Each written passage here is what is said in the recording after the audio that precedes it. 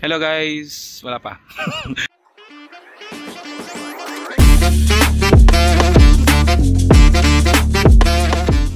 Hello guys, good afternoon. So ayan, nandito tayo ngayon sa Mitra Ranch sa Puerto Princesa City, Palawan at itetest natin itong ating nahiram.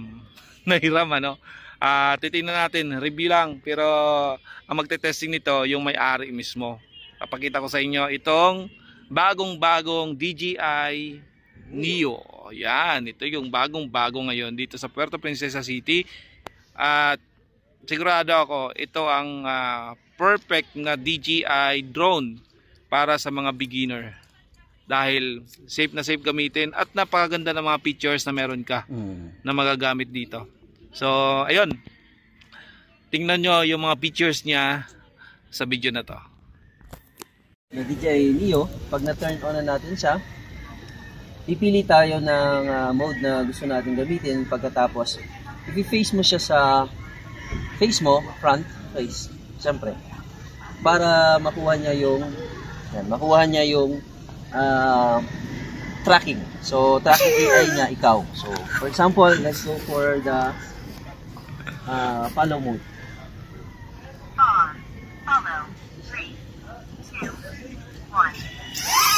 Yan. So, meron siyang distance na maglalayo siya sa atin. Pag malayo na siya sa atin, tapos magpa-follow siya sa atin, kung saan tayo pupunta.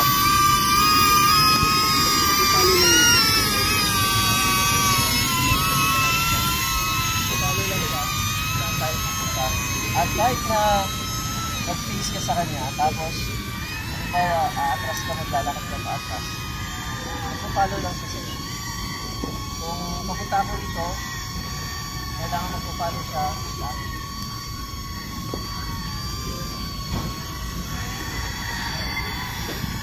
Again, if you wanna like gusto ko siyang ipalan, kailangan mo lang gawin out yung palm mo, tapos bababa yun. That's the follow. From malayo papalapit. So subukan natin. Again, face it sa mukha mo yung drone, and then pindutin mo ito, long press. Circle. Oh, wait. Rocket. Spotlight. Helix. Follow. Drone. 4 meters. 4 meters. 4 na metro. 2, 1. Yan. So kung saan tayo ngayon, ang gagawin niya is lalayo siya. Again, nagtitake na siya ng video, nagre-recording na yan. Tapos, lalapit siya sa atin dito for the taking ng videos. Yan ang tinatawag na drone from malayo papalapit or drone nga. And then again, paano siya laland? Use your palm para po magland ulit yung ating unit. Circle. Circle. Yung circle naman, ganun din, again, circle mode, kailangan naka-face siya sa'yo, tapos push the button.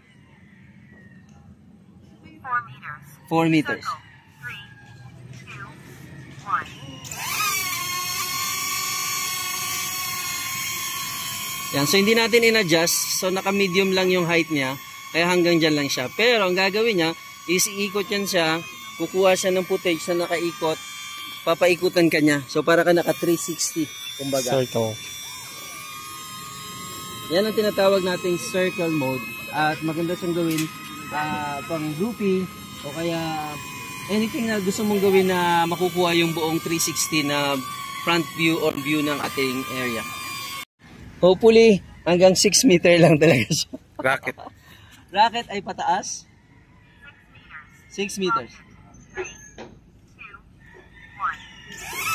1. Ayan, 6 meters. Tapos ang gagawin niya, nakikita natin yung drone. Tataas yan. 6 meters. Tataas. 6 meters. 6 meters. Tapos kinukuha niya yung view natin dito kung saan tayo. Siyempre tayo yung natatrack niya. So, nakababa rin yung kanyang gimbal. At, yan na 6 meters. yung first time ko na ginawa to, kinabahan ako, kala ko katapusan na ng drone. Kasi biglang, hindi namin alam, ang inano namin is circle, pero rocket pala yung kanyang nano. So, naghahanap siya ng lalandingan niya. So, may sensor siya sa baba para makita niyo yung palm natin, stable ang palm natin, tapos maglaland dyan siya.